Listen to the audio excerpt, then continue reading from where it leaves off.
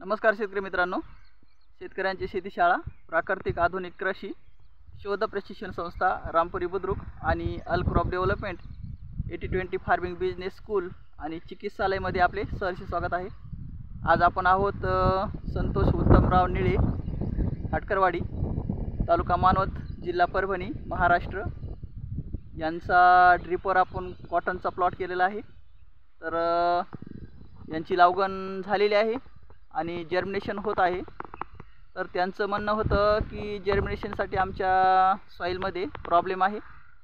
तर ते काय प्रॉब्लेम आहे ते आपण सॉल्व करण्यासाठी इथं आहोत आज।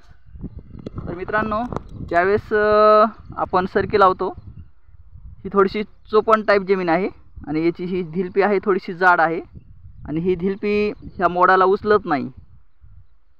तर त्यांचं म्हणणं होतं की जर्मिनेशनला इथं प्रॉब्लेम होतो। तर ते प्रॉब्लेम फेस करण्यासाठी आपण काय केलं की हे मातीची जी धिपली आहे, ही धिपली जाड न राहता स्मूथ व्हावं आणि स्मूथ झाल्यानंतर त्या मोडाला लवकर ती माती बाजूला सारता यावं, त्यासाठी आपण त्याला दिलेलं आहे नॅचरल ह्युमस।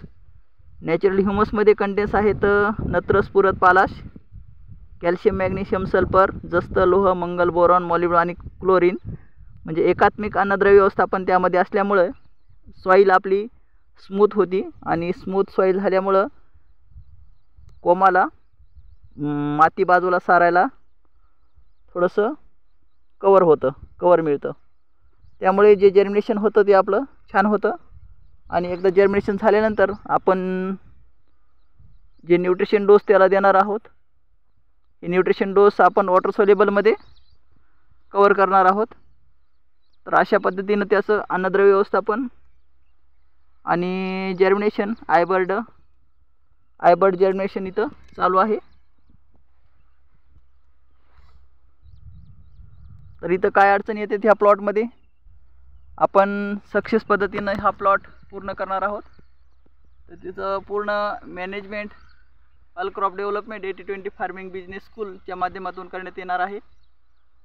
तर हा पहिला व्हिडिओ आहे। व्हिडिओ नंबर 1, 2, 3, 4 आणि 5 व्हिडिओ आपण या चॅनलवर शेअर करणार आहोत आणि त्यामध्ये येणारे जे प्रॉब्लेम आहेत ते प्रॉब्लेम मामा सांगतील आणि ते आपण अल क्रॉप डेव्हलपमेंटच्या माध्यमातून पूर्ण करूया।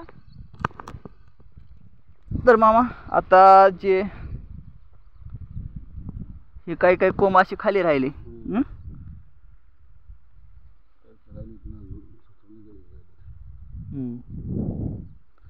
अरे उकरू नका, नरम आहे माती, त्याचं काही हे नाही, एवढं नाही, ते येतंय वर।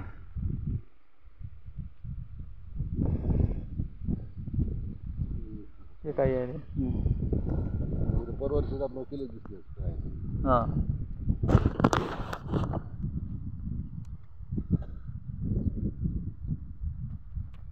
अशी थेंब जरी बारीक सारीक पडत राहिली ना, हां, तर हे माती उचलायला सोपं जातं।